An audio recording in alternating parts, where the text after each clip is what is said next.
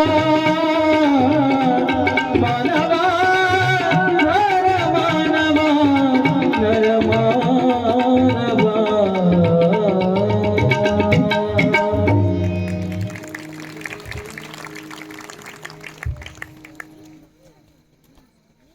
ಗುರುವೆ ದೀಕ್ಷಾ ಗುರುವೆ ಶಿಕ್ಷಾ ಗುರುವೆ ರಕ್ಷಾ ಗುರುವೆ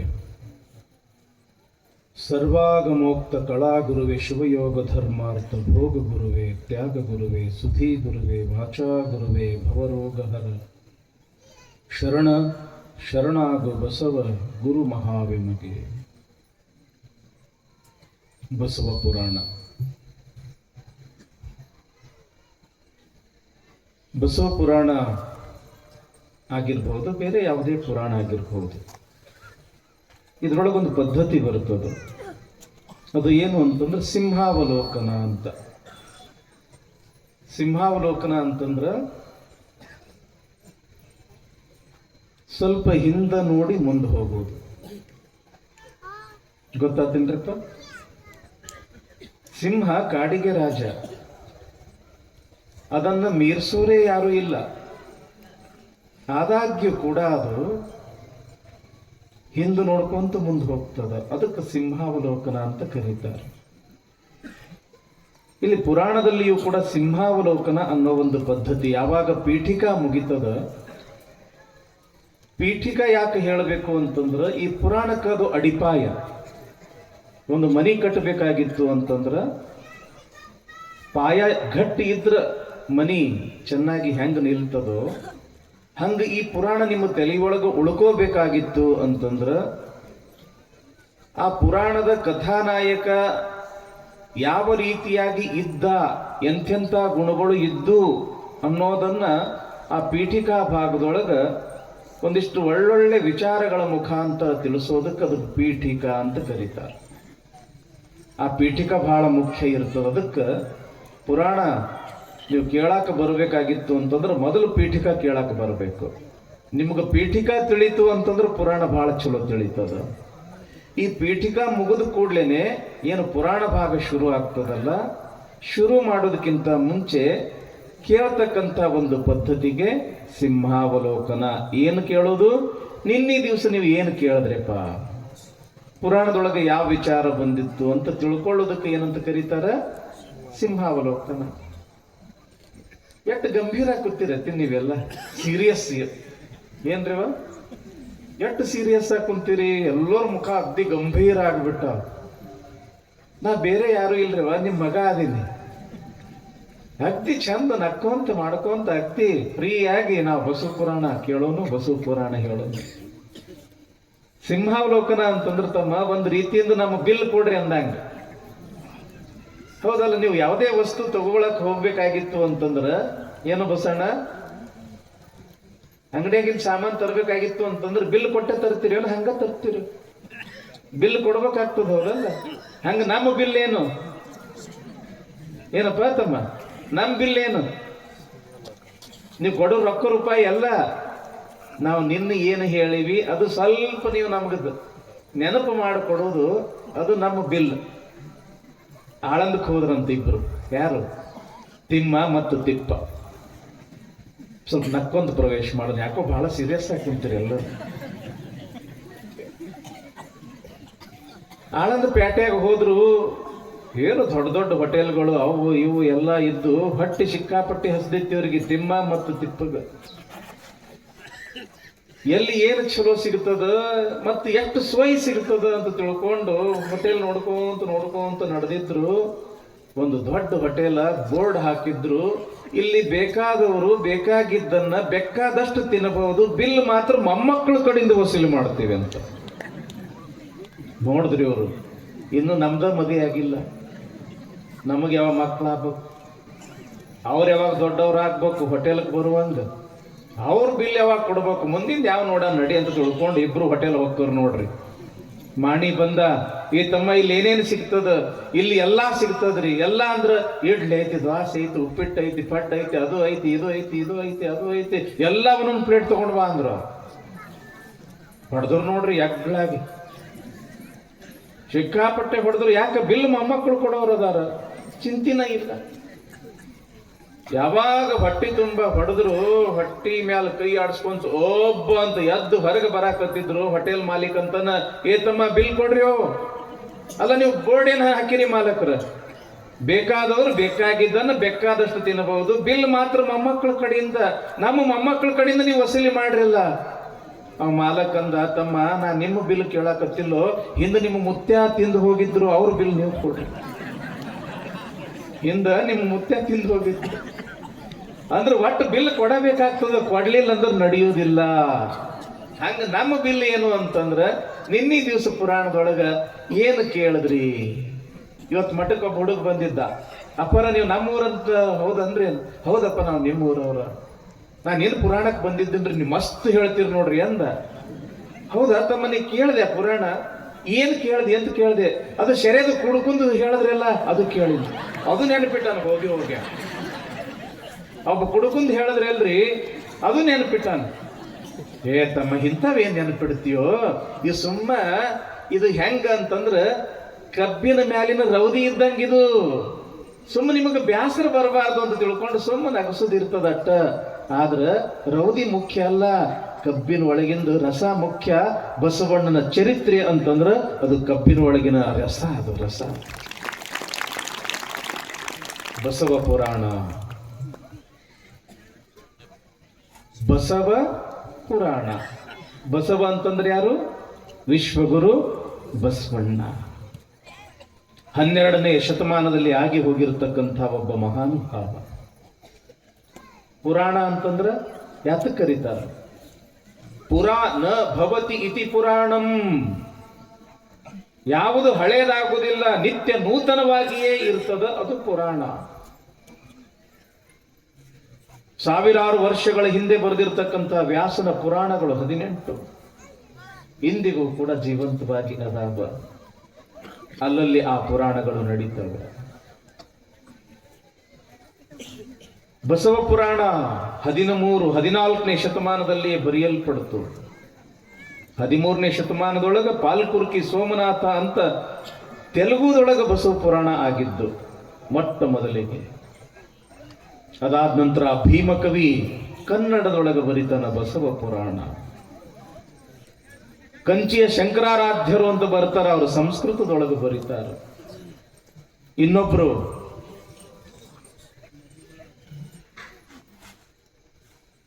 ಶಿವಪ್ರಕಾಶ ಸ್ವಾಮಿಗಳು ಅಂತ ಬರ್ತಾರ, ಅವರು ತೆಲುಗುದಾಗ ಬರೀತಾರೆ. ಪಂಡಿತ ಪುಟ್ಟರಾಜ ಕವಿಗವಾಯಿಗಳು ಅವರು ಸಂಸ್ಕೃತದೊಳಗೂ ಬರೀತಾರೆ, ಹಿಂದಿಯೊಳಗೂ ಬರೀತಾರೆ, ಕನ್ನಡದೊಳಗೂ ಬರೀತಾರೆ. ನಾನಾ ಭಾಷೆಗಳಲ್ಲಿ ಬಸವ ಪುರಾಣ ಇವತ್ತು ನಮಗೆ ಸಿಗ್ತದ. ಇವತ್ತು ಬಿಟ್ಟು ನೀವು ನಾಳೆ ಕೇಳ್ರಿ ಮತ್ತೆ ಹೊಸದು, ನಾಳೆ ಬಿಟ್ಟು ನಾಡ್ದು ಕೇಳ್ರಿ ಮತ್ತೆ ಹೊಸದು.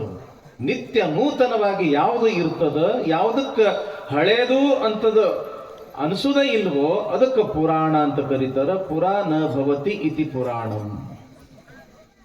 ನಮ್ಮೂರಲ್ಲಿ ಹುಟ್ಟಿರ್ತಕ್ಕಂಥ ತೇಲ್ಸಂಗದ ಪಟ್ಟದೇವರು ಬರೀತಾರ ಪುರಾಣದ ಬಗ್ಗೆ. ಪುರಾಣವೆಂಬುವುದೊಂದು ಹೊಳಿ, ಹೊಳಿ ಅಂದ್ರೆ ನದಿ. ಪುರಾಣವೆಂಬುವುದೊಂದು ಹೊಳಿ, ಅದರೊಳಗ ನೀ ಇಳಿ, ಅವಗುಣಗಳ ಕಳಿ ನಿನ್ನ ನೀ ತಿಳಿ. ಹೊಳಿಗೆ ಹೋಗ್ತೀವಿ ನಾವು, ಯಾಕ? ಸ್ವಚ್ಛ ಆಗಕ್ಕ. ಇದು ಪುರಾಣ ಅನ್ನೋದು ಕೂಡ ಒಂದು ಹೊಳಿ ಇದ್ದಂಗ. ನಾವು ಇಲ್ಲಿ ಸ್ವಚ್ಛ ಆಗ್ತೀವಿ, ಪಾಪ ಅನ್ನೋದು ಇಲ್ಲಿ ನಾವು ತೊಳ್ಕೊಳ್ತೀವಿ. ಬಸವಣ್ಣನ ಸ್ವರೂಪ, ಬಸವಾದಿ ಶಿವಶರಣರ ಸ್ವರೂಪವನ್ನು ತಿಳಿತಕ್ಕಂಥ ಒಂದು ದೊಡ್ಡ ಅವಕಾಶ ಈ ಬಸವ ಪುರಾಣದೊಳಗ. ಬಸವ ಪುರಾಣವನ್ನ ಇಲ್ಲಿ ಭೀಮಕವಿಗಳು ಬರಿತಾ ಇದ್ದಾರೆ. ನಾವು ಅದರೊಳಗೆ ಪ್ರವೇಶ ಮಾಡ್ತಾ ಇದ್ದೀವಿ. ಬಸವ ಗುರುವಿನ ಸ್ತುತಿಯನ್ನ ಮಾಡ್ತಾ ಮಾಡ್ತಾ, ಎಲ್ಲ ಶಿವಶರಣರ ಸ್ತುತಿಯನ್ನ ಮಾಡ್ತಾ ಮಾಡ್ತಾ ಇಲ್ಲಿ ಶಿವನ ಒಂದು ಕೈಲಾಸದ ವರ್ಣನೆಯನ್ನ ಮಾಡುತ್ತಾರೆ. ಕೈಲಾಸ ಅಂತಂದ್ರೆ ಸಾಮಾನ್ಯವಾಗಿ ಬೆಳ್ಳಿ ಬೆಟ್ಟ ಅಂತೀವಿ ನಾವು. ಎಲ್ಲಿರ್ತಾನ ಪರಮಾತ್ಮ? ಕೈಲಾಸದೊಳಗಿರ್ತಾನ. ಆ ಕೈಲಾಸ ಹೆಂಗಿರ್ತದ? ಅದು ಬೆಳ್ಳಿಯ ಬೆಟ್ಟ. ಅದಕ್ಕೆ ಸಂಸ್ಕೃತದೊಳಗ ರಜತಗಿರಿ ಅಂತ ಕರೀತಾರ. ಪುಷ್ಪದಂತ ಅಂತ ತಿಳ್ಕೊಂಡು ಒಬ್ಬ ಬಹಳ ದೊಡ್ಡ ಕವಿ ಆಗಿ ಹೋದ್ರು. ಅವ್ರ ಬಾಯಿಯೊಳಗ ಕೇಳಬೇಕು ಶಿವನ ವರ್ಣನೆ, ಶಿವನ ಕೈಲಾಸದ ವರ್ಣನೆ. ಅಸಿದಗಿರಿ ಸಮಂ ಸ್ಯಾತ್ಕಜ್ಜಲಂ ಸಿಂಧು ಪಾತ್ರೆ ಸುರತರುವರ ಶಾಖಾ ಲೇಖಣಿ ಪತ್ರ ಮೂರ್ವಿ ಲಿಖತಿ ಯದಿ ಗೃಹಿತ್ವ ಶಾರದಾ ಸರ್ವಕಾಲೇ ತದಪಿ ತವಗುಣ ನಾಮೀಶ ಪಾರಂನಯಾತಿ ಅಂತ. ಆ ರಜತ ಗಿರಿಯ ಒಡೆಯನಾಗಿರ್ತಕ್ಕಂಥ ಆ ಪರಮಾತ್ಮನ ಮಹಿಮೆ ಎಷ್ಟು ವರ್ಣಿಸಿದ್ರೂ ಕೂಡ ಸಾಲದು ಅಂತ. ಎಷ್ಟು ಅದ್ಭುತವಾಗಿ ಹೇಳ್ತಾರ ಅಂತಂದ್ರ, ಸಮುದ್ರದಲ್ಲಿ ಇರ್ತಕ್ಕಂಥ ನೀರನ್ನೆಲ್ಲ ಮಷಿಯ ಕುಡಿಕೆಯನ್ನಾಗಿ ಮಾಡಿ, ಕಲ್ಪವೃಕ್ಷದ ಕೊಂಬೆಗಳನ್ನೆಲ್ಲ ಲೇಖನಿಯನ್ನಾಗಿ ಮಾಡಿ, ಇಡೀ ಭೂಮಿಯನ್ನೇ ಕಾಗದವನ್ನಾಗಿ ಮಾಡಿ, ವಿದ್ಯಾದಿ ದೇವತೆಯಾಗಿರ್ತಕ್ಕಂಥ ಬ್ರಹ್ಮನ ರಾಣಿ ಸರಸ್ವತಿ ಯುಗ ಯುಗಗಳಿಂದಲೂ ಕೂಡ ಹಗಲು ರಾತ್ರಿ ಎಷ್ಟು ಬರೆದರೂ ಕೂಡ ಆ ಶಿವನ ಮಹಿಮೆಯನ್ನು ಬರೆಯಲಿಕ್ಕೆ ಆಗುವುದಿಲ್ಲ. ಅಷ್ಟೊಂದು ದೊಡ್ಡವನು ನಮ್ಮ ಶಿವ ಅಂತ ತಿಳ್ಕೊಂಡು ಶಿವನ ಮಹಿಮೆಯ ಬಗ್ಗೆ ಬರೀತಾರೆ ಪುಷ್ಪದಂತ ಕವಿಗಳು. ಇನ್ನು ಅಷ್ಟು ದೊಡ್ಡ ಕವಿಗಳ ಮಾತು ಬಿಡ್ರಿ. ಸಾಮಾನ್ಯವಾಗಿ ನಮ್ಮ ತಾಯಂದರು, ನಿಮ್ಮಂಥ ಗರತಿಯರು ಆ ಶಿವನ ಬಗ್ಗೆ ಎಷ್ಟು ಚಂದ ಹಾಡುತ್ತಾರೆ. ಶಿವ ಶಿವ ಎಂದರ ಸಿಡಿಲೆಲ್ಲ ಬಯಲಾಗೆ, ಕಲ್ಲು ಬಂದೆರಗಿ ಕಡೆಗಾಗೆ, ಕಲ್ಲು ಬಂದೆರಗಿ ಕಡೆಗಾಗಿ ಎಲೆ ಮನವೇ ಶಿವನೆಂಬ ಶಬುದ ಬಿಡಬ್ಯಾಡ. ಕುಟ್ಟುವಾಗೂ ಶಿವ ಶಿವ, ಕುಟ್ಟುವಾಗೂ ಶಿವ ಶಿವ, ಬೀಸುವಾಗೂ ಶಿವ ಶಿವ, ಬಟ್ಟೆ ತೊಳೆಯುವಾಗೂ ಕೂಡ ಶಿವ ಶಿವ, ಎದ್ರ ಶಿವ ಶಿವ, ಬಿದ್ರ ಶಿವ ಶಿವ. ಶಿವ ಅನ್ನೋ ಶಬ್ದದೊಳಗೆ ಎಷ್ಟು ದೊಡ್ಡ ಶಕ್ತಿ ಅದ ಅಂತಂದ್ರ, ಇನ್ನೇನು ಸಿಡಿಲು ಬಂದು ಮೈ ಮೇಲೆ ಬೀಳ್ತದ ಅನ್ನುವಾಗ ಶಿವ ಅಂದ್ರೆ ಸಾಕು, ಆ ಸಿಡಿಲು ಸಹಿತ ಬಯಲಾಗ್ತದ ಅಂದ ಬಳಿಕ ಶಿವ ಅನ್ನೋ ಶಬ್ದದೊಳಗೆ ಎಂಥ ಶಕ್ತಿ ಇರಬೇಕು ಅಂತಾಳ ಗರತಿ. ಇಲ್ಲಿ ಸ್ವಲ್ಪ ನಾವೆಲ್ಲರೂ ಕೂಡ ಶಿವಭಕ್ತರಾಗಿರೋದ್ರಿಂದ, ಬಸವಣ್ಣನು ಕೂಡ ಮಹಾನ್ ಶಿವಭಕ್ತ ಆಗಿರೋಣದ್ರಿಂದ ಈ ಶಿವನ ಬಗ್ಗೆ ಒಂದಿಷ್ಟು ಚಿಂತನೆಯನ್ನ ಮಾಡೋಣ. ಶಿವ ಅಂತಂದ್ರೆ ಏನು? ನಾವೆಲ್ಲರೂ ಕೂಡ ಶಿವ ಶಿವ ಶಿವ ಅಂತ ಕರಿತೀವಿ. ಶಿವ ಅಂದ ಕೂಡಲೇ ಒಂದು ಕಲ್ಪನೆ ಕಣ್ಣೆದುರುಗಡೆ ಬರ್ತದ. ಆ ಜಡೆಯನ್ನ ಧರಿಸಿಕೊಂಡು, ಗಂಗೆಯನ್ನ ಮುಡಿದುಕೊಂಡು, ಕೊರಳಲ್ಲಿ ಸರ್ಪವನ್ನ ಸುತ್ತಿಕೊಂಡು, ಆನೆಯ ಚರ್ಮವನ್ನ ತನ್ನ ಸೊಂಟಕ್ಕೆ ಸುತ್ತಿಕೊಂಡು, ಕೈಯಲ್ಲಿ ಡಮರುಗ ತ್ರಿಶೂಲ, ಏನ್ರಿ ನಟರಾಜನಾಗಿ ಕುಣಿತಾ ಇರತಕ್ಕಂಥ ಆ ಒಬ್ಬ ಶಿವ ಎಂಬತಕ್ಕಂಥ ಕಲ್ಪನೆ ನಮಗೆ ಸಹಜವಾಗಿಯೇ ಬರುತ್ತದೆ. ಶಿವ ಅಂತಂದ್ರಲ್ಲಿ ಸಾಕಾರವೂ ಹೌದು, ನಿರಾಕಾರವೂ ಹೌದು. ಭಕ್ತಿಯ ಮಾರ್ಗದಲ್ಲಿ ಸಾಗತಕ್ಕಂಥ ಭಕ್ತನಿಗೆ ಈತ ಸಾಕಾರ ಶಿವ. ಜ್ಞಾನದ ಮಾರ್ಗದಲ್ಲಿ ಸಾಗ್ತಕ್ಕಂಥ ಸಾಧಕನಿಗೆ ಶಿವ ಆತ ನಿರಾಕಾರ, ಆಕಾರವೇ ಇಲ್ಲ. ಏಕ ಏವ ಶಿವ ಸಾಕ್ಷಾತ್ ಚಿದಾನಂದಮಯೋ ವಿಭು ನಿರ್ವಿಕಲ್ಪೋ ನಿರ್ಗುಣೋ ನಿಷ್ಪ್ರಪಂಚಕಃ ಅಂತ ತಿಳ್ಕೊಂಡು ಹೇಳ್ತಾರೆ. ನಿರ್ಗುಣೋ ನಿಷ್ಪ್ರಪಂಚಕಃ. ಇಂಥ ಒಂದು ಶಿವಧರ್ಮ ನಾವೇನು ತಿಳ್ಕೊಳ್ತೀವಿ, ಬಹುತೇಕ ಶಿವಧರ್ಮ ಅನ್ನೋದು ಬಹುತೇಕ ನಮ್ಮ ಭಾರತ ದೇಶದೊಳಗೆ ಅಷ್ಟ ಅದ ಏನು. ಜಗತ್ತಿನ ಅತ್ಯಂತ ಪುರಾತನವಾಗಿರ್ತಕ್ಕಂಥ ಧರ್ಮ ಅಂತಂದ್ರ ಅದು ಶಿವಧರ್ಮ. ಜಗತ್ತಿನ ಎಲ್ಲಾ ಕಡೆಗೆ ವಿಸ್ತಾರವಾಗಿರ್ತಕ್ಕಂಥ ಧರ್ಮ ಅಂತಂದ್ರ ಅದು ಶಿವಧರ್ಮ. ಸ್ಕಾಟ್ಲ್ಯಾಂಡ್ದಲ್ಲಿಯೂ ಕೂಡ ಸುವರ್ಣಲಿಂಗ ಅಂತ ತಿಳ್ಕೊಂಡು ಒಂದು ಶಿವನ ದೇವಸ್ಥಾನ ಇತಿಹಾಸಕಾರರು ಸಂಶೋಧನೆಯನ್ನ ಮಾಡ್ತಾರೆ. ಅಮೆರಿಕಾದ ಟೆನ್ಸಿ ಪಟ್ಟಣದಲ್ಲಿಯೂ ಕೂಡ ಘನಲಿಂಗ ಅಂತ ತಿಳ್ಕೊಂಡು ಸಂಶೋಧಕರು ಸಂಶೋಧನೆಯನ್ನ ಮಾಡ್ತಾರೆ. ಮಕ್ಕಾದಲ್ಲಿ ಇರ್ತಕ್ಕಂಥ ಮಕ್ಕೇಶ್ವರ ಲಿಂಗವೂ ಕೂಡ ಅಲ್ಲಿ ಇತ್ತು ಅಂತ ತಿಳ್ಕೊಂಡು ಇತಿಹಾಸಕಾರರು ಹೇಳ್ತಾರೆ. ಜಗತ್ತಿನ ನಾನಾ ಕಡೆಗೂ ಕೂಡ ಶಿವನ ದೇಗುಲಗಳು ಇದ್ದು ಅಲ್ಲಿ ಶಿವಭಕ್ತರಿದ್ರು ಅಂತ ತಿಳ್ಕೊಂಡು ಇತಿಹಾಸ ಹೇಳ್ತದೆ. ಇಂಥ ಶಿವಮಹಿಮೆಯನ್ನ ಸಾರ್ತಕ್ಕಂಥ ಗ್ರಂಥಗಳು ಯಾವಾವು ಅಂತ ತಿಳ್ಕೊಂಡು ವಿಚಾರ ಮಾಡಿದಾಗ ವೇದಗಳು, ಉಪನಿಷತ್ತುಗಳು, 28 ಶಿವಾಗಮಗಳು, ಅನೇಕ ಸಂಸ್ಕೃತ ಗ್ರಂಥಗಳು, ಬಸವಾದಿ ಶಿವಶರಣರ ಸಾಹಿತ್ಯ, ಸಿದ್ಧಾಂತ ಶಿಖಾಮಣಿ, ಅನೇಕ ಪದ್ಯಗಳು ಸಿಗುತ್ತವೆ, ರಗಳೆಗಳು ಸಿಗುತ್ತವೆ, ಗದ್ಯಗಳು ಸಿಗುತ್ತವೆ, ಅನೇಕ ಅನೇಕ ಸಾವಿರ ಸಾವಿರ ಗ್ರಂಥಗಳು ಶಿವನ ಮಹಿಮೆಯನ್ನ ಹೊಗಳತಕ್ಕಂಥ ಗ್ರಂಥಗಳು ಅನೇಕ ಇರೋದನ್ನು ನಾವು ನೀವೆಲ್ಲರೂ ಕೂಡ ಕಾಣುತ್ತೇವೆ. ಹಾಗಾದ್ರೆ ಇಂಥ ಶಿವನನ್ನ ಆರಾಧನೆಯನ್ನ ಮಾಡತಕ್ಕಂಥ ಭಕ್ತರು ಯಾರ್ಯಾರಿದ್ರು ಅಂತ ತಿಳ್ಕೊಂಡು ವಿಚಾರ ಮಾಡಲಾಗಿ, ಏನು ಮರ್ಯಾದಾ ಪುರುಷೋತ್ತಮ ಶ್ರೀರಾಮಚಂದ್ರ ಅಂತ ತಿಳ್ಕೊಂಡು ನಾವೇನು ಕರಿತೀವಲ್ಲ ಅಂತ ಶ್ರೀರಾಮನು ಕೂಡ ಶಿವನ ಭಕ್ತ. ಇಂದಿಗೂ ಕೂಡ ರಾಮಲಿಂಗೇಶ್ವರ, ರಾಮೇಶ್ವರ ಲಿಂಗ ಅಂತ ತಿಳ್ಕೊಂಡು ನಾವು ಕೇಳ್ತೀವಿ. ಯಾವಾಗ ರಾವಣ ಸೀತೆಯನ್ನ ಕದ್ದೊಯ್ದ ಲಂಕೆಗೆ, ಅಯೋಧ್ಯೆಯಿಂದ ಶ್ರೀರಾಮ ಲಂಕೆಯನ್ನ ಮುಟ್ಟುವವರೆಗೆ ಅಲ್ಲಲ್ಲಿ ಶಿವನ ಲಿಂಗವನ್ನ ಪ್ರತಿಷ್ಠಾಪನೆಯನ್ನ ಮಾಡಿ ಶಿವನ ಆರಾಧನೆಯನ್ನೇ ಮಾಡ್ತಾ ಮಾಡ್ತಾ ಮಾಡ್ತಾ ಲಂಕೆಗೆ ಮುಟ್ತಾನ ಶ್ರೀರಾಮಚಂದ್ರ. ಯಾಕೆ ಈ ಮಾತು ಹೇಳಕತ್ತೀನಿ ಅಂತಂದ್ರ, ಶಿವ ಅನ್ನೋ ಆ ವಸ್ತು, ಆ ಘನ ವಸ್ತು ಎಷ್ಟು ದೊಡ್ಡದು ಅನ್ನೋದಕ್ಕ. ತ್ರಿಲೋಕ ವೀರ ಅನಿಸಿಕೊಂಡಿರ್ತಕ್ಕಂಥ ಅರ್ಜುನನು ಕೂಡ ಶಿವನ ಭಕ್ತನೇ. ತಪಸ್ಸನ್ನ ಮಾಡಿ ಪಾಶುಪತಾಸ್ತ್ರವನ್ನ ಪಡೆದುಕೊಂಡಿರ್ತಕ್ಕಂಥವನು ಅರ್ಜುನ ಶಿವನ ಭಕ್ತ. ಒಂದಲ್ಲ ಎರಡಲ್ಲ 100 ಆನೆಯ ಬಲವನ್ನ ಹೊಂದಿರತಕ್ಕಂಥ ಭೀಮನು ಕೂಡ, ಅಂದ್ರೆ ಪಾಂಡವರು ಕೂಡ ಶಿವನ ಭಕ್ತರೇ. ಅದ್ವೈತ ಮತವನ್ನು ಸ್ಥಾಪನೆ ಮಾಡಿರ್ತಕ್ಕಂಥ ಶಂಕರಾಚಾರ್ಯರು ಕೂಡ ಶಿವನ ಭಕ್ತನೇ. ಬಸವಾದಿ ಪ್ರಮಥರಾಗಿರಬಹುದು, ರೇಣುಕಾದಿ ಪಂಚ ಆಚಾರ್ಯರಾಗಿರಬಹುದು, 63 ಪುರಾತನರಾಗಿರಬಹುದು, ಅನೇಕ ಶರಣರು, ಸಂತರು, ಮಹಾತ್ಮರು, ರಾಜರು, ಮಹಾರಾಜರು, ಜ್ಞಾನಿಗಳು, ವಿಜ್ಞಾನಿಗಳು, ವೀರ ವೀರ ಯೋಧರು ಕೂಡ ಶಿವನ ಭಕ್ತರೇ. ವೈರಿಗಳು ಯುದ್ಧಕ್ಕೆ ಬಂದಾಗ ಅಥವಾ ಇವರೇ ವೈರಿಗಳ ಮೇಲೆ ದಾಳಿಯನ್ನ ಮಾಡತಕ್ಕಂಥ ಸಮಯದಲ್ಲಿಯೂ ಕೂಡ ಯುದ್ಧದೊಳಗೆ ಒಂದು ಪದ್ಧತಿ ಏನು ಅಂತಂದ್ರ ಹರಹರ ಮಹಾದೇವ,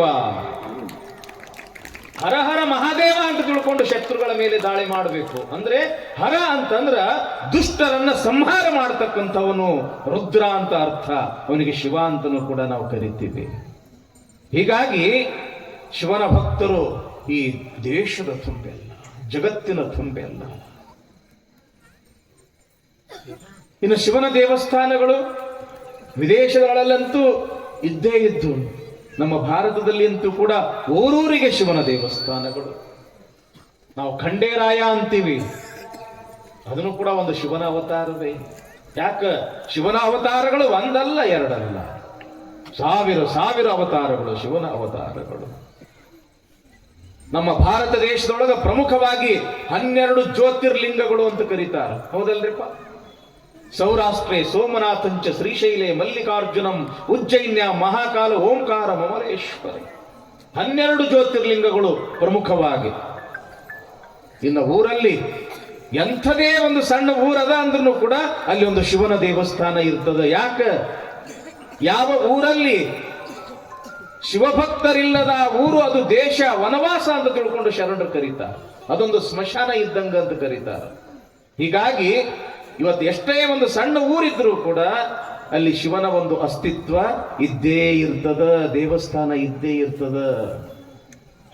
ಅಂಥ ಶಿವ ಇಲ್ಲಿ ವರ್ಣನೆಯನ್ನು ಮಾಡಕತ್ತಾರೆ ಕವಿಗಳು, ಭೀಮ ಕವಿಗಳು ಎಷ್ಟು ಅದ್ಭುತವಾಗಿ ಮಾಡ್ತಾರೆ. ರಜತಗಿರಿ ಅಂದ್ರೆ ಬೆಳ್ಳಿಯ ಬೆಟ್ಟ, ಕೈಲಾಸ.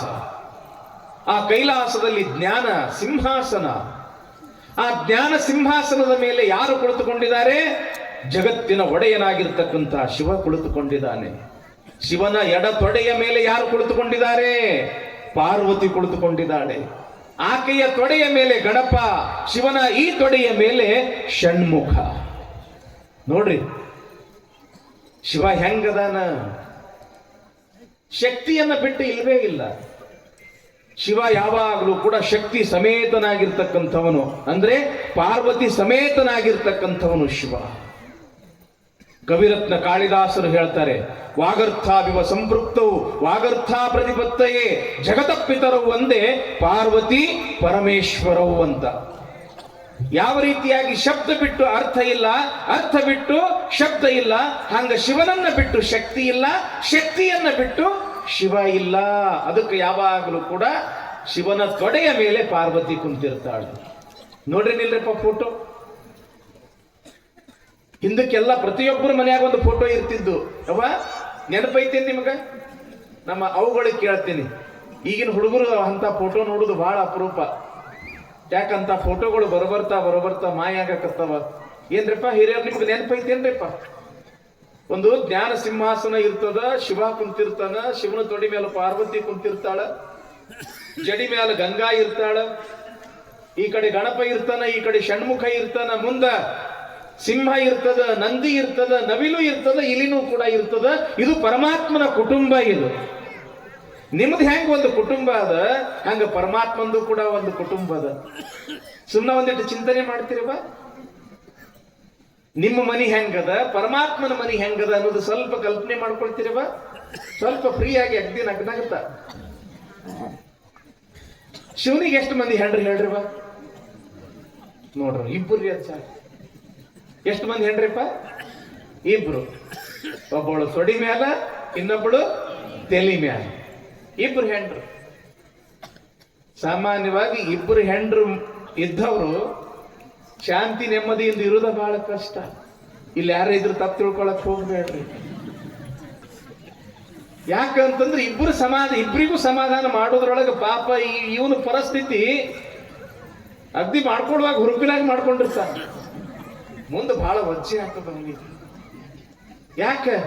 ಅವಳಿಗೆ ಸಮಾಧಾನ ಮಾಡೋದ್ರೊಳಗೆ ಇವಳು ಸಿಟ್ಟಿಗೆ ಹೇಳ್ತಾಳೆ, ಇವಳಿಗೆ ಸಮಾಧಾನ ಮಾಡೋದ್ರೊಳಗೆ ಅವಳು ಸಿಟ್ಟಿಗೆ ಹೇಳ್ತಾಳೆ.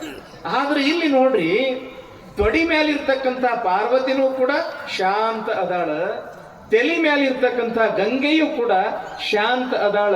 ಇವರಿಬ್ರು ಯಾಕೆ ಶಾಂತ ಅದಾರ ಅಂತಂದ್ರ ನಮ್ಮ ಶಿವಪ್ಪ ಶಾಂತ ಅದಾನಂತ ತಿಳ್ಕೊಂಡು ಇಬ್ರು ಶಾಂತ ಅದಾರೇನಿಲ್ಲ. ಸುಮ್ಮ ಪರಮಾತ್ಮನ ಒಂದು ಕುಟುಂಬದ ಒಂದು ಕಲ್ಪನೆ ಮಾಡ್ಕೊಳ್ರಿ ನೀವು. ತೊಡಿ ಮೇಲೆ ಪಾರ್ವತಿ ಅದಾಳ, ತೆಲಿ ಮೇಲೆ ಗಂಗಾ ಅದಾಳ, ಈಕಿನೂ ಶಾಂತ ಅದಾಳ, ಅಕ್ಕಿನೂ ಶಾಂತ ಅದಾಳ. ಯಾಕ ಅಂತಂದ್ರ ಶಿವಪ್ಪ ಶಾಂತ ಅದಾನಂತ ತಿಳ್ಕೊಂಡು ಅವರಿಬ್ರು ಶಾಂತ ಅದಾರ. ಇನ್ನು ಮಕ್ಕಳು ಎಷ್ಟು ಜನ ತಂಗಿ? ಮಕ್ಕಳೆಷ್ಟು ಶಿವ? ಇಬ್ರಲ್ಲ. ಯಾರವರು? ಒಬ್ಬ ಗಣಪ, ಇನ್ನೊಬ್ಬ ಷಣ್ಮುಖ. ನೀವಂತೀರ ಅಪ್ಪ ಅವ್ರ ನಮ್ಮ ಮಕ್ಕಳು ಬಹಳ ಉಚ್ಚಾರ ಅದಾವ್ರಿ, ಬಹಳ ಓಡಾಡೋದಂತ ನೀವಂತೀರಿ. ನಿಮ್ಮ ಮಕ್ಕಳು ಎಷ್ಟು ಓಡಾಡ್ರಿದ್ದಾರಿವ? ಶಿವಪ್ಪನ ಮಕ್ಕಳು ನಿಮ್ಮ ಮಕ್ಕಳಕ್ಕಿಂತ 1000 ಪಟ್ಟು ಓಡಾಡ್ರವ್ರು. ಒಬ್ಬ ನವಿಲ್ ಹತ್ತಿ ಹೋಗ್ತಾನ, ಒಬ್ಬ ಇಲಿ ಹತ್ತಿ ಹೋಗ್ತಾನ. ಇಲಿ ಹತ್ತಿ ಹೋಗುವಾಗ ಇಲಿ ಮ್ಯಾಲಿನ ದಪ್ಪ ಅಂತ ಬಿದ್ದ, ಹೊಟ್ಟಿ ಹೊಡಿತು, ಕಡುಬು ಹೊರಗೆ ಬಿದ್ದು. ಅವರ ಯಾಕೆ ಬಿಡ್ಬೇಕು ಅಂತ ತಿಳ್ಕೊಂಡು ಹೊರಗೆ ಬಿದ್ದು ಕಡುಬು ಮತ್ತೆ ಹೊಟ್ಟೆಯಾಗಿ ಇಟ್ಕೊಂಡು ಯಾತ್ರಲೆ ಹೊಲಿಗೆ ಹಾಕದ, ಹಾವಿಲೆ ಹೊಲಿಗೆ ಹಾಕದ. ಇಟ್ಟು ಓಡಾಡ್ರಿ ಮಕ್ಕಳದಾರನ್ನ. ಸುಮ್ಮ ಮಕ್ಕಳಿಗೆ ಬೈತೀರಿ, ಅವ್ರ ಮುಂದೆ ನಿಮ್ಮ ಮಕ್ಕಳು ಏನೂ ಅಲ್ಲ. ಇಬ್ರು ಬಹಳ ಓಡಾಡ್ರಿ. ಇವರು ಗಣಪನು ಓಡಾಳ, ಷಣ್ಮುಖನು ಓಡಾಳ. ಆದ್ರೆ ಇಬ್ರು ಕೂಡ ಶಾಂತ ಅದಾರ. ಯಾಕೆ ಶಾಂತ ಅದಾರ? ಶಿವಪ್ಪ ಶಾಂತ ಅದಾರಂತ ತಿಳ್ಕೊಂಡು ಮಕ್ಕಳಿಬ್ರು ಶಾಂತ ಅದಾರ. ಇನ್ನು ಸಿಂಹ, ಪರಮಾತ್ಮನ ವಾಹನ ಯಾವ್ದು ಹೇಳ್ರಿ? ನಂದಿ. ಪಾರ್ವತಿಯ ವಾಹನ ಯಾವುದು? ಸಿಂಹ. ಪರಸ್ಪರ ಇವರಿಬ್ರು ವಿರೋಧ.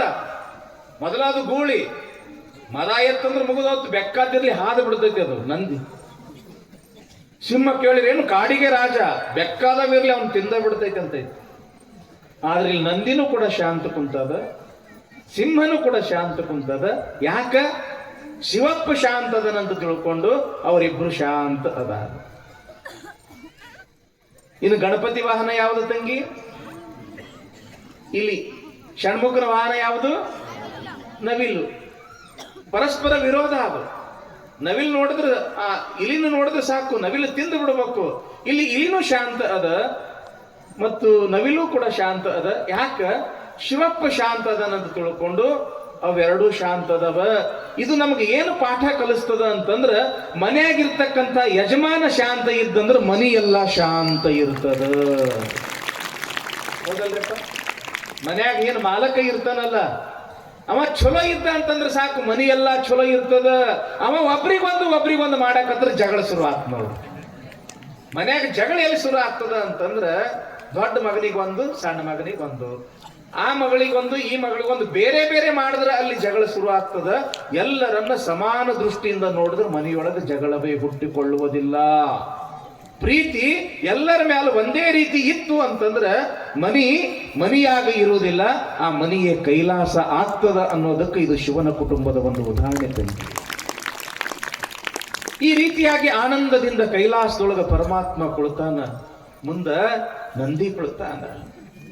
ಅಲ್ಲಿ ಇರ್ತಕ್ಕಂಥ ಭೃಂಗಿ ನಾಟ್ಯ ಮಾಡಕತ್ತಾನ, ನಂದಿ ಮದ್ದಲೆಯನ್ನ ಬಾರಿಸಕತ್ತಾನ.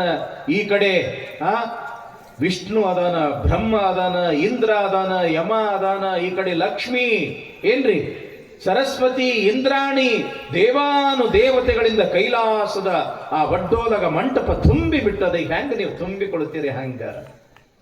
ಅಲ್ಲಿ ದೇವಗಣ, ಭೂತಗಣ, ಪಿಶಾಚಗಣ, ರುದ್ರಗಣ ಎಲ್ಲರಿಂದ ಆ ಕೈಲಾಸ ತುಂಬಿ ತುಳುಕಾಕತ್ತದ. ಶಿವ ಆ ಒಂದು ಸಂಗೀತದ ಆನಂದದೊಳಗ ತನ್ನನ್ನ ತಾನು ಮರೆತು ಆ ಸಂಗೀತ ನಾಟ್ಯವನ್ನ ನೋಡಾಕತ್ತನ, ಸಂಗೀತವನ್ನ ಕೇಳಾಕತ್ತನ. ಹೀಗಿರ್ತಕ್ಕಂಥ ಸಮಯದೊಳಗ ನಾರಾಯಣ ನಾರಾಯಣ ನಾರಾಯಣ ಅಂತ ತಿಳ್ಕೊಂಡು ನಾರದ ಮಹರ್ಷಿ ಆ ಕೈಲಾಸ ಮಂಟಪಕ್ಕೆ ಬಂದ. ಶಿವನಿಗೆ ನಮಸ್ಕಾರ ಮಾಡಿ ಹೇಳ್ತಾನ ನಾರದ ಮಹರ್ಷಿ, ಯಪ್ಪ, ಜಗತ್ತಿನ ಒಡೆಯನಾಗಿರ್ತಕ್ಕಂಥ ಹೇ ಶಂಕರ, ಹೇ ಭೋಲೆನಾಥ, ಯದಾ ಯದಾ ಹಿ ಧರ್ಮಸ್ಯ ಗ್ಲಾನಿರ್ಭವತಿ ಭೂತಲೆ ತದಾ ತದಾವತಾರೋ ಎಂಬಂದು ತಿಳ್ಕೊಂಡು ಈ ಜಗತ್ತಿಗೆ ವಚನವನ್ನ ಕೊಟ್ಟಿರ್ತಕ್ಕಂಥವನು ನೀನು. ಯಾವಾಗ ಭೂಲೋಕದಲ್ಲಿ ಅಧರ್ಮ, ಅನ್ಯಾಯ, ಅತ್ಯಾಚಾರ ತುಂಬಿ ತುಳುಕ್ತದ ಅಂಥ ಸಮಯದಲ್ಲಿ ದುಷ್ಟರನ್ನ ಸಂಹಾರ ಮಾಡಲು, ಶಿಷ್ಟರನ್ನ ರಕ್ಷಣೆಯನ್ನ ಮಾಡಲು ನಾನು ಅವತಾರವನ್ನ ಭೂಲೋಕದಲ್ಲಿ ಎತ್ತುತ್ತೀನಿ ಅಂತ ತಿಳ್ಕೊಂಡು ಜಗತ್ತಿಗೆ ವಚನ ಪಟ್ಟಿರ್ತಕ್ಕಂಥ ಹೇ ಪರಮಾತ್ಮ, ಇವತ್ತು ಈ ಕೈಲಾಸ ಮಂಟಪದೊಳಗ ಈ ವಾದ್ಯ ವೈಭವ, ಈ ಸಂಗೀತದೊಳಗ ಮೈ ಮರೆತು ನೀನು ಭೂಲೋಕವನ್ನ ಮರೆತು ಬಿಟ್ಟಂಗೆ ಕಾಣಿಸ್ತದ. ಹೇ ಶಂಕರ, ಹೇ ಮುಕ್ಕಣ್ಣ, ಹೇ ತ್ರಿನಾಯತ್ರಧಾರಿ, ನಿನ್ನ ಕಣ್ಣನ್ನ ತೆರೆದು ಒಮ್ಮ ಭೂಲೋಕದತ್ತ ನಿನ್ನ ಜ್ಞಾನ ದೃಷ್ಟಿಯಿಂದ ನೋಡು. ಅಲ್ಲಿ ಅನ್ಯಾಯ ತುಂಬಿ ತುಳುಕಾಕತ್ತದ. ಅಲ್ಲಿ ದುಡಿಯವ್ರಿಲ್ಲ, ಮೈಗಳ್ರಿ ಹೆಸರಾಗ್ಯಾರ. ಬಡವರು ಬಡವರಾಗಿ ಉಳಿದಾರ, ಶ್ರೀಮಂತರು ಶ್ರೀಮಂತರಾಗಿ ಉಳಿದಾರ. ಅಲ್ಲಿ ಜಾತಿ ಭೇದ ಭಾವದಿಂದಾಗಿ ಇವತ್ತು ಭೂಲೋಕ ನರಕವಾಗಿ ಪರಿಣಮಿಸಕತ್ತದ. ಹೇ ಶಂಕರ, ಅಧರ್ಮ ತುಂಬಿ ತುಳುಕ್ತಾ ಇರತಕ್ಕಂಥ ಭೂಲೋಕದೊಳಗ ನೀನು ಅವತಾರವನ್ನ ಎತ್ತಿ ಭೂಲೋಕವನ್ನ ರಕ್ಷಣೆಯನ್ನ ಮಾಡಬೇಕು ಅಂತ ತಿಳ್ಕೊಂಡು ನಾರದ ಮಹರ್ಷಿ ಕೈ ಜೋಡಿಸಿ ಪರಮಾತ್ಮನಿಗೆ ಕೇಳ್ತಾನ. ಆವಾಗ ಶಂಕರ ಶಿವ ಅಂತನ, ಹೌದು ನಾರದ, ನೀನು ಹೇಳೋ ಮಾತು ಸತ್ಯ. ಭೂಲೋಕದೊಳಗೆ ಯಾವಾಗ ಅನ್ಯಾಯ ತಲೆ ಎತ್ತಿ ಮೆರೀತದ ಆವಾಗ ನಾನು ಅವತಾರವನ್ನ ಎತ್ತುತ್ತೀನಿ ಅಂತ ವಚನ ಕೊಟ್ಟಿದ್ದು ಕೂಡ ಸತ್ಯವೇ, ಇಲ್ಲ ಅಂತಲ್ಲ. ಆದ್ರೆ ಹೇ ನಾರದ, ಇಂಥ ಒಂದು ಸಂದರ್ಭದೊಳಗ ಭೂಲೋಕದೊಳಗ ನಾನು ಅವತಾರ ಎತ್ತುವುದಿಲ್ಲ, ಬದಲಾಗಿ ನನ್ನ ಸ್ವರೂಪವೇ ಆಗಿರ್ತಕ್ಕಂಥ ನಂದೀಶನೇ ಈ ಭೂಲೋಕದೊಳಗ ಅವತಾರವನ್ನ ಎತ್ತಿ ಭೂಲೋಕವನ್ನ ಉದ್ಧಾರ ಮಾಡ್ತಾನ ಈ ನನ್ನ ನಂದೀಶ. ನಾರದ ಮಹರ್ಷಿಗಳಂತಾರ, ಏನು ಪರಮಾತ್ಮ, ನೀನೆಲ್ಲಿ ನಿನ್ನ ವಾಹನನಾಗಿರ್ತಕ್ಕಂಥ ಈ ನಂದಿಯಲ್ಲಿ? ನೀನೋ ಸರ್ವಶಕ್ತ, ನಂದಿ ನಿನ್ನ ವಾಹನ ಮಾತ್ರ. ಈ ನಂದಿಯಿಂದ ಈ ಭೂಲೋಕವನ್ನು ಉದ್ಧಾರ ಮಾಡಲಿಕ್ಕೆ ಸಾಧ್ಯವೇ? ಆವಾಗ ನಂದೀಶನಿಗೆ, ಆವಾಗ ನಾರದನಿಗೆ ಹೇಳ್ತಾರೆ ಪರಮಾತ್ಮ, ಹೇ ನಾರದ, ಈ ನಂದೀಶ ಅಂತಂದ್ರೆ ಸಾಮಾನ್ಯ ತಿಳಿದಿಯೇನೋ? ಈ ನಂದೀಶ ಸಾಮಾನ್ಯನಲ್ಲ, ಈತ ನನ್ನ ಸ್ವರೂಪನೇ, ಈತ ನನ್ನ ಸ್ವರೂಪನೇ. ನನ್ನಲ್ಲಿ ಇರ್ತಕ್ಕಂಥ ಪ್ರತಿಯೊಂದು ಶಕ್ತಿಯೂ ಕೂಡ, ಪ್ರತಿಯೊಂದು ಸಾಮರ್ಥ್ಯವೂ ಕೂಡ ಈ ನನ್ನ ನಂದೀಶನಲ್ಲಿಯೇ ಇರ್ತಕ್ಕಂಥದ್ದು. ಈ ನಂದೀಶ ಅನೇಕ ವರ್ಷಗಳ ಕಾಲ ತಪಸ್ಸನ್ನ ಮಾಡಿ ಮಾಡಿ ಮಾಡಿ ನನ್ನ ಸಾಕ್ಷಾತ್ಕಾರ ಮಾಡಿಕೊಂಡು, ಹೇ ಭಗವಂತ, ಹೇ ಶಂಕರ, ನಿನ್ನನ್ನ ಬಿಟ್ಟು ಅಗಲ್ತಕ್ಕಂಥ ಸಾಮರ್ಥ್ಯ ನನ್ನಲ್ಲಿ ಇಲ್ಲ, ಯಾವಾಗಲೂ ಕೂಡ ನಾನು ನಿನ್ನ ಜೊತೆಯಲ್ಲೇ ಇರಬೇಕು ಅಂತ ವರವನ್ನ ಕೇಳಿದಾಗ ನಾನು ಅವನನ್ನು ನನ್ನ ವಾಹನವನ್ನಾಗಿ ಮಾಡಿ ನನ್ನ ಜೊತೆಯಲ್ಲೇ ಇಟ್ಕೊಂಡಿದ್ದೀನಿ. ನನಗೂ ನಂದೀಶನಿಗೂ ಯಾವುದೇ ರೀತಿಯ ಭೇದ ಇಲ್ಲ. ಈ ನಂದೀಶ ಬೇರೆ ಅಲ್ಲ, ಆತ ಬಸವ, ಬಸವನೇ ನಾನು, ನಾನೇ ಬಸವ, ಶಿವನೇ ಬಸವ, ಬಸವ ಶಿವನು. ಹೇ ನಂದೀಶ, ನೀನು ಭೂಲೋಕದಲ್ಲಿ ಜನ್ಮವನ್ನ ಎತ್ತಿ ಈ ಭೂಲೋಕವನ್ನು ಉದ್ಧಾರ ಮಾಡಬೇಕು ಅಂತ ತಿಳ್ಕೊಂಡು ಯಾವಾಗ ಪರಮಾತ್ಮ ನಂದೀಶನಿಗೆ ಅಪ್ಪಣೆಯನ್ನ ಮಾಡಿದ, ಶಿಲಾದ ಮಹರ್ಷಿಯ ಮಗನಾಗಿರ್ತಕ್ಕಂಥ ನಂದೀಶ, ಯಪ್ಪ ಪರಮಾತ್ಮ ಶಂಕರ, ನಿನ್ನಿಂದ ಬೇರೆ ಆಗಬಾರ್ದು, ನಿನ್ನಿಂದ ದೂರ ಹೋಗಬಾರ್ದು ಅನ್ನೋ ಕಾರಣಕ್ಕಾಗಿ ಸದಾ ನಿನ್ನ ಸಾನ್ನಿಧ್ಯದಲ್ಲಿಯೇ ಇರಬೇಕು ಅನ್ನೋ ಒಂದು ವಚನವನ್ನ ನಿನ್ನಿಂದ ಪಡ್ಕೊಂಡಿದ್ದೀನಿ. ನೀನು ಇರೋದು ಕೈಲಾಸದಲ್ಲಿ, ನನಗೆ ನೀನು ಭೂಲೋಕದಲ್ಲಿ ಅವತಾರವನ್ನ ಎತ್ತು ಅಂತ ತಿಳ್ಕೊಂಡು ಅಪ್ಪಣೆಯನ್ನ ಮಾಡ್ತಾ ಇದೆಯಲ್ಲ, ನಿನ್ನನ್ನ ಬಿಟ್ಟು ಬದುಕುವ ಶಕ್ತಿ ನನಗಿಲ್ಲ ಶಂಕರ. ಆವಾಗ ಶಿವ ಅಂತಾನೆ, ಹೇ ನಂದೀಶ, ನನ್ನನ್ನ ಬಿಟ್ಟು ಬದುಕುವ ಶಕ್ತಿ ನಿನಗೆ ಹೇಗಿಲ್ಲವೋ ನಿನ್ನನ್ನು ಕೂಡ ಬಿಟ್ಟು ಬದುಕುವ ಶಕ್ತಿ ನನಗೂ ಇಲ್ಲ. ಹೇ ನಂದೀಶ, ನೀ ಮುಂದೆ ಮುಂದೆ ಅವತಾರವನ್ನ ಎತ್ತು, ನಾನು ಗುರು ಲಿಂಗ ಜಂಗಮ ಸ್ವರೂಪದಿಂದ ಬಂದು ನಿನಗೆ ದರ್ಶನವನ್ನ ಕೊಡ್ತೇನೆ ಅಂತ ಶಂಕರ ಅಭಯವನ್ನ ಕೊಡ್ತಾನೆ ನಂದೀಶನಿಗೆ. ನಾನಷ್ಟೇ ಅಲ್ಲ, ಇಲ್ಲಿ ಇರ್ತಕ್ಕಂಥ ಏನು ದೇವಗಣ ಇದೆ, ಏನು ರುದ್ರಗಣ ಅಲ್ಲ, ಇವರೆಲ್ಲರೂ ಕೂಡ ನಿನ್ನ ಜೊತೆಗೆ ಅಲ್ಲಲ್ಲಿ ಜನ್ಮವನ್ನ ಎತ್ತಿ ನಿನ್ನ ಜೊತೆಗೆ ಬಂದು ಮತ್ತೆ ಇವರು ಕೂಡ್ತಾರೆ.